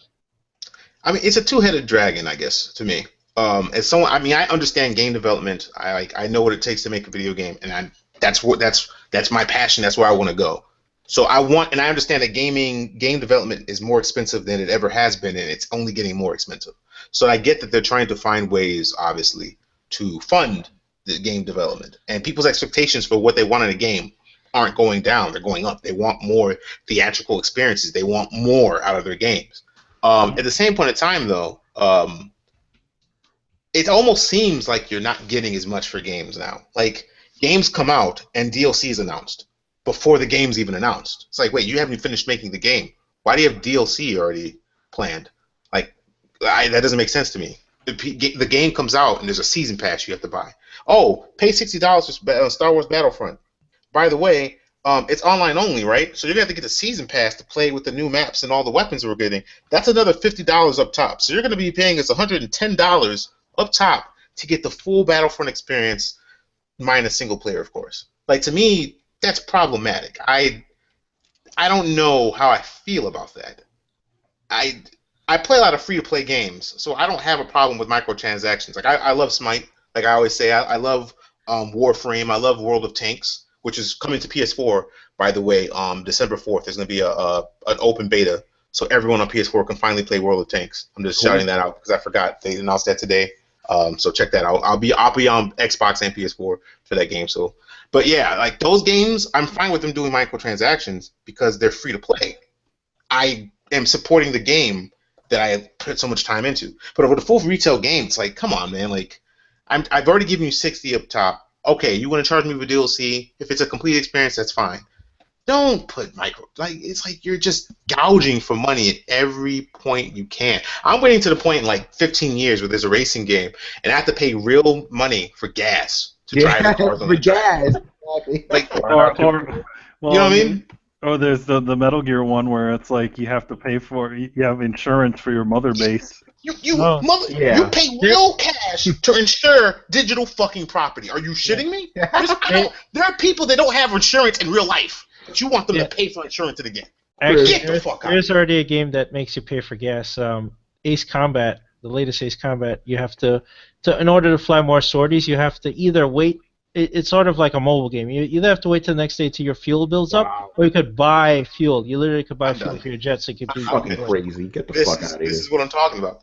That is dumb. You're. I don't even have words. That's depressing. Yeah, don't do this. Don't support this stuff. People, your loudest voice as a gamer is your wallet. Do not pay for this stuff. Don't pay for gas. I don't care what kind of game it is. I don't care. Don't pay for fucking gas. How much is jet gas in Ace Combat? Yeah, that's what I say, man. Give me $5, man. Give you like a quarter. I don't remember. I know jet fuel is expensive as fuck in real life, so they're probably charging you. Imagine it's about as much as real gas in like a city. You know, like what is it, like $3?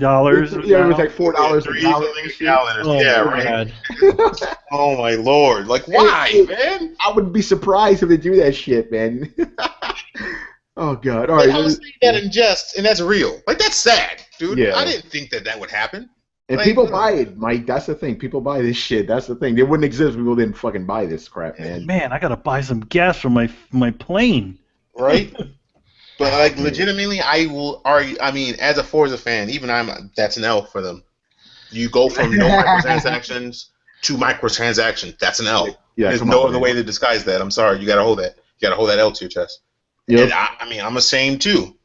But yeah, there's no excuses. Never mind. They just gotta hold that L to their chest. Never mind.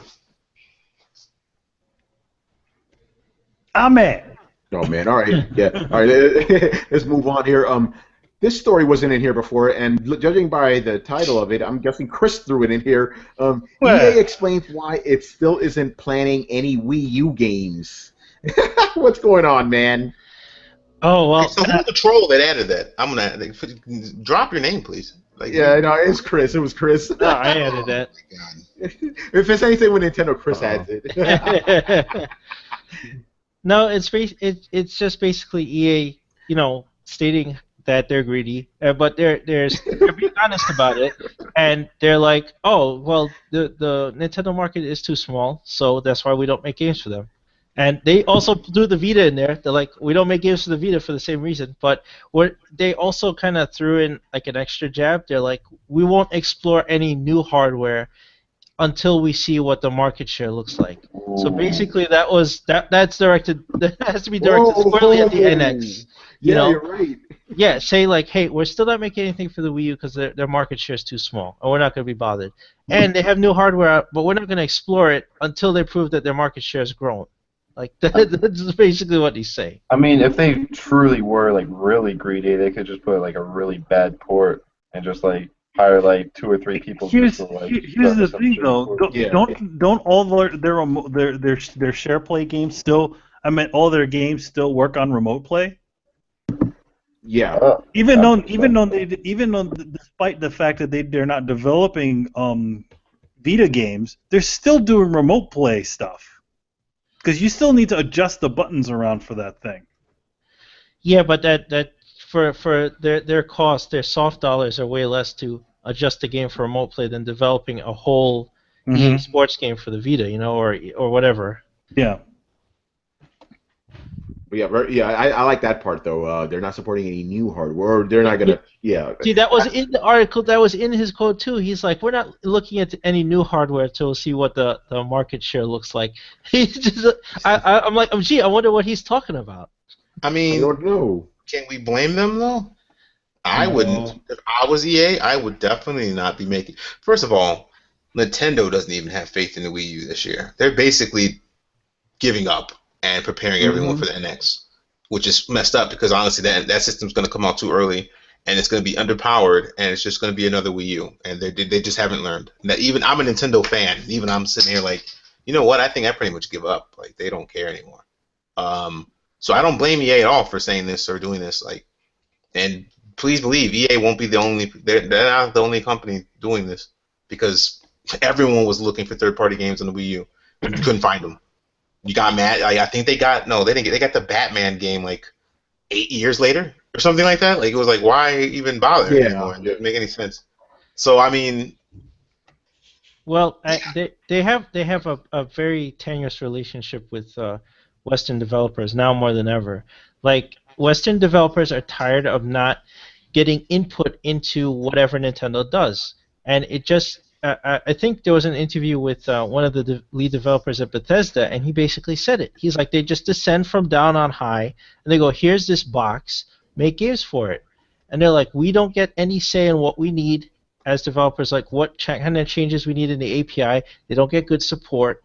So this is why they have lost third-party support. Like now it's worse than it's ever been for them. They have no third-party support. Why? Because of these tactics. They don't support Western developers. They're slow to get localization or any type of help to them when they need help, and they don't ask them what they need. They just give them the dev kit and go, here, make games for this.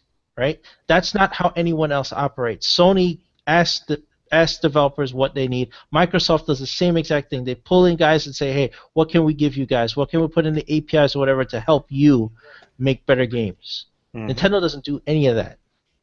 and it's now bad relationships. This is stuff that guys are used to. This is, as a developer, you look for that stuff, right? You remember who looks out for you and remember who doesn't. As simple as that. Tony, I have myself muted. By the way, first of all, great point. I was kind of distracted here. I'm reading this article by GameZone, and I got to read this whole thing. You saw that? Yeah, opinion. No, Kotaku, you weren't blacklisted for speaking I read that the truth. Yep. Fantastic, man. I'm gonna retweet this shit too. Yeah. All right. Let's finish things off with a lighter story. I'm very happy about this. Love this shit. Okay, so if you guys know, Valkyria Chronicles is one of my favorite RPGs of all time. It came out last gen on PS3, but nobody really played it. Like, they had sequels on the PSP and stuff. The first sequel came out in America. The third one did not, which I was very upset about. But now, lo and behold, it's coming out for the PS4, and I'm guessing it's gonna be the PC version, which came out last year. It's just up-res and stuff. It's gonna have trophies. What version, Tony? The PC version. But what? PC? Okay, what? It came out on PC? Really? Wow, yeah, it came out on PC 8 years later, but it came out on PC. And it was actually a high-selling game on Steam that week as well, which is quite weird. I'm just saying, which version of the game is coming to the PS4? Is it the first one, the remastering, or the first one? The first one. The first game, Valkyria Chronicles. You know what? I might get that because I missed out on that. So yeah, Mike, you should check it out, man. It's really good. It's I really need something to play on my PS4, so that'll work. Yeah. Oh man, let's see how much shit you get from it. Because I would have said that same thing. No one would care. But if you say it, people get angry. It's very. I was talking to Torrance about this. I don't know if I said this on air, but basically, whenever Torrance said something about PS4, right, people get angry at him. But if he has anything negative about Xbox, no one cares. With me, it's the opposite, and I think it's because of the person delivering that message. Yeah, because I go in on Microsoft all the time, and no one really says anything. I mean, there's a couple people, like one or two. But for the most part, people either agree or don't care. If I say something bad about Nintendo, no one ever cares. Like, no one cares. Yeah, exactly. No one gives a fuck. Going on PC. They're in the blue ocean. They don't look at that stuff. Yeah, like, it just doesn't make any sense to me. But if I say something about Sony that's even in jest, that's bad, like, dudes come at my neck. I'm like, why? I don't. I mean, maybe it's because I'm perceived an Xbox fanboy or something. But I'm like, why? I talk about PC and Nintendo more than Xbox. Like, I don't get that. Did you hear the episode we did where it was Xbox versus PlayStation? I don't know if you remember that, Mike. But anyway, the one where it's you guys were talking about which one has more bang for the buck or something like that. Yeah. Okay, so we did the pros and cons, right? Check that. You're gonna love this. Yes, I remember that. We got a lot of shit. They're like, why did you talk about the PS4 more? It shows how much of fanboys are. I'm like, we talked about the PS4 for more time because we had more fucking complaints. Yeah, that's. But they didn't see that. But they didn't care. Like, it was just like, it doesn't matter if it's good or bad. They just want an equal amount of time on it. It's nonsense. It's whatever. It's insane. So Valkyria Chronicles, the first one's getting an HD remaster. Yes, and there's a sequel coming too. Very surprised about that. The PS4. Yeah, for the PS4 as well. Well, that sounds about right because what's it called? The guys that did Darkstalkers, is it Darkstalkers or Darksides? Darksiders? Darksiders, that's the one. Yeah, they put out that HD remaster thing to gauge interest, like a third game. So it seems like that's what HD games are being used for these days, just to gauge interest. It seems like that's one aspect of it. For sure. That's another interesting topic, though. There's too many remasters and re-releases of games this generation. There you go. Go ahead and say what people are thinking. You say this on the eve of them announcing Heavy Rain and Two Souls. You're like, come on, dude. Like, no, I don't care that you're releasing PS3 games that came out like 3 years ago again. Like, I don't. Like, we started this gen with people being hyped for playing Grand Theft Auto 5 again after buying it like 8 months earlier. They wanted to buy it again. Like, we've got to stop doing that. Where's the new games? When it's a game like Grand Theft Auto, I have no problem buying it and then 8 months later buying it again. But here's my thing. Why even charge $60 at that point? Just start charging people like $300 for a copy. People pay it. Because they can. Because people are going to buy it, and people. But that's the point. Like, I would just, cut out the middleman. Just charge them $300 off a rip. Or give us some sort of upgrade plan. We're like, oh hey, you bought it on this one. Hey, do this, and you'll get it for a little bit less, since you already own the game. Yeah, I don't know.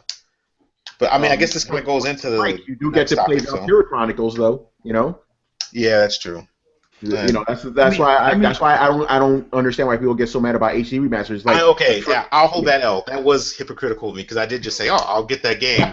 But you see, I'm saying that because I never played the first one. You know what I mean? Like, I'm not sitting here saying, oh, they're releasing Resistance 1 again? Let me buy that. No, I already played Resistance. I don't want to play it again on PS4. Obviously you don't. Obviously you do in secret. Yeah, I don't know. Go ahead. Go ahead, Tony. No, I was going to say that was going to be our final thing. Okay, originally, this show was a little bit more fluid than usual. I was like taking topics and pull them out. I actually pulled this topic out because it wasn't confirmed yet. Now it's been confirmed. Sony has confirmed PS2 emulation coming to the PlayStation 4. They confirmed it like just now? Yeah, like actually confirmed, because the thing I linked before was someone speculating like, hey, I think this is emulation going on here. It was Brian's favorite site, Digital Foundry, that found this out. But my favorite site is GameSpot. That's my favorite site. Wow. So Sony says we're working on utilizing PS2 emulation technology to bring PS2 games forward to the current generation. We have nothing further to comment at this point. So there you go. Here's the thing behind it.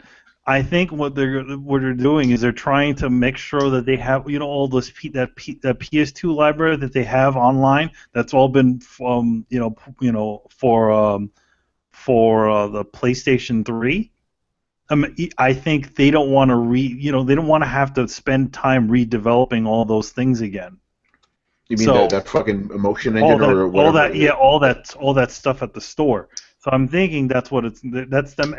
It's almost kind of like the Xbox thing, where it's like, okay, it already exists on our servers. It just downloads and we can play it now. I think that's what they're trying to do. Yeah, and this happened. Digital Foundry, Star Wars has a bundle or whatever, right? That comes with 4 Star Wars games. 3 of those games were on PS2, and they were like, wait, how the hell did they do that? So they ran some tests and stuff. They were like, this seems like the PS2 games, since they had the old PS2 logos. They had the 8-megabyte card in there and stuff, all that shit. Like, guys, this looks like it's emulated. This isn't like a port. And now Sony has confirmed it. So it's interesting how they quietly rolled that out, but now they've made it official. So there you go. I guess you'll be getting PS2 games, which makes sense. PS2 is the most popular console on the planet. That's not even like something you can argue. It is. Yeah. So we'll see. But again, and you know what? Actually, I'll save it for next week, Mike. I was about to go in on something, but we'll save that for next week. We can do that. All I'm going to say is, honestly, I think it's a good move for Sony. I honestly do. Yes. We'll hear why next week. So next week. Let's tease that. So next week is going to be, we're going to do the show a day early because of Thanksgiving and stuff. We don't want to take a break for you guys. Now, originally, we were going to have Mike A on for that show, right? But then this happened. Like, Mike, get the fuck on the show now. This is too much. Get in here. So then, during that show, I mean, obviously, we have crossover audiences here. A lot of the co-op people, they listen to this show, but some people don't know you, Mike. So I want to, not a full interview, but just a little bit of interview with you, maybe 5-10 minutes, just so people know what you're about and stuff. If that's cool with you.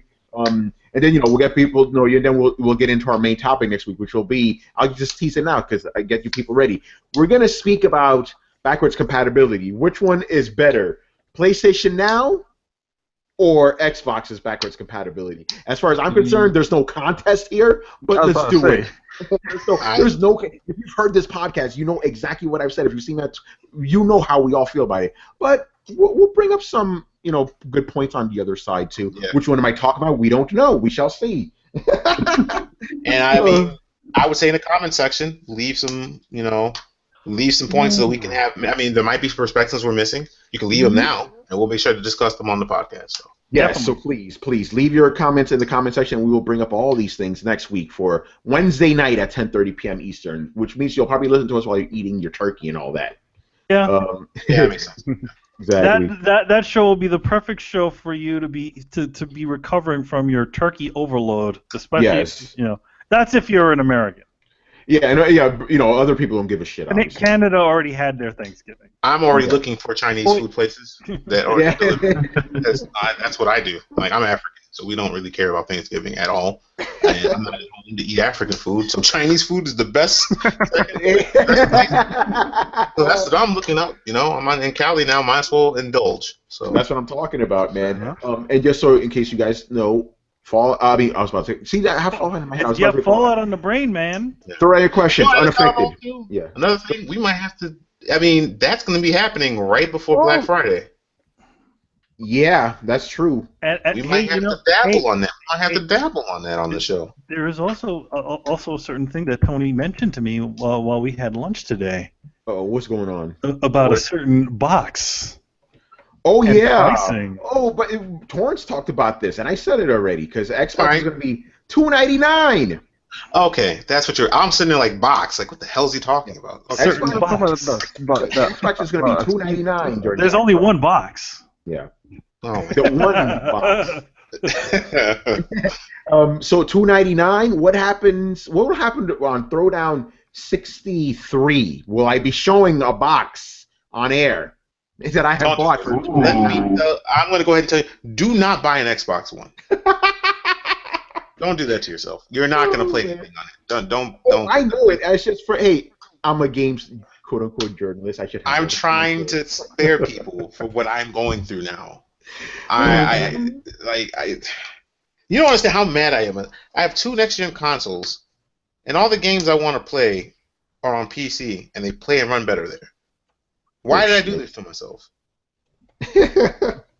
I was just about to say, so Mike, then what do you play on? Because like you say, oh, don't buy a PS4 because you don't play on it, and then you just come out and say, don't buy an Xbox because you don't. Oh, because I'm being honest with you. I don't honestly see what games Tony would play on Xbox. I don't know. Like the games I would suggest, I'll play Tomb Raider. Tony wants to raid some tombs. Actually, I have a plan. I'll talk about this later. We'll talk about it. I do have a specific plan for when I get an Xbox. I've been talking to Gary. We've been brainstorming. I got some fun stuff. But again, Alex, man, thank you for being on as always, man. Thank you for being on last minute too. Oh yeah, no problem. Anytime, man. Yeah, and you too, Mike. Thanks for being on, man. It's a lot of fun. You're a good fit here, man. Yeah, I'm glad you enjoyed this, man. A lot of fun. Oh yeah, this was fun. All right. Yeah, different experience in the co-op, isn't it? Yeah, it's way different. I mean, not better or worse, just different. And I like that. I like the it's almost like it's a balance, a little yin and yang action there, so it works for me. Yeah, exactly. All right, people. So thank you for watching and listening. Make sure to follow the Coalition at thecoalition.com. Subscribe to Throwdown, SoundCloud, iTunes, and YouTube. Don't forget to follow us on Twitter at Throwdown Show and on Facebook. Links are available in the description below. Once again, our show is Tony Polanco. Tonight, I was joined by Emilio Lopez. Repugnance! Repugnance! Oh my God. Brian Munjoma. No, seriously. Who is BioWare? Seriously? Oh, okay. He's trolling. He's trolling. Alex, it worked. Oh, sorry. One last statement. Junkie Monkeys is doing an extra live stream this weekend, starting Saturday. It's going into Sunday, so check that out. Donate if you want. Is that going to be a 24-hour type of deal? It's going to be a little over than 24 hours. So. It's all playing, man. Oh, yeah, people, please tune into that. I'll look at. What do you guys want to be playing? You need to talk to your boy over there, Treasy, and tell him that we've been waiting on more tracks. All right, I want more music from him. So, all right, yeah, I'll let him up. He actually just sent me a PlayStation invitation, so I'm probably gonna have him. Let him know. He just said the people in the streets. We want more heat. It's cold out there. Got to do his job in the studio. Yeah. So Alex, once again, man, plug it, man. When is this happening? Saturday at 8 a.m. PST, I think, and then it just goes into Sunday, and just whenever we're just going to fade out. There's not really like a set time we're going to end, but it's more than 24 hours for sure. Nice. Yeah, we're also doing it with the girls at She Attack. It's like a joint thing. So. What games are you guys planning on playing? Yeah, that's what I want to know. Battlefront, Rocket League. That's why I plan on playing on. Like everyone got their own game, but that's probably what the majority of it's going to be. Battlefront and Rocket League. I'll be there this weekend. I always need a stream to watch. I don't think there's any fighting game tournaments that happen this weekend, so I'll be there just to troll people in the comment section and in the chat. Right, and of course, Mr. Michael A. Hey, thanks for having me on again. It's first Throwdown I've appeared on. You know, it's about time. Yes. And hopefully not the last. And yeah, thanks to everybody for supporting the coalition, for supporting Junkie Monkey, supporting all the sites like that. Like the up and coming sites, or the passion sites, as I call them, the sites where it's like you can tell these people are people that just love games. Love the community. So thanks for supporting us. It really means a lot. And yeah, leave comments, man. I will actually read this comment section too. I'm gonna regret it, but I'll read it. See you. All right, guys. Later. Hey guys.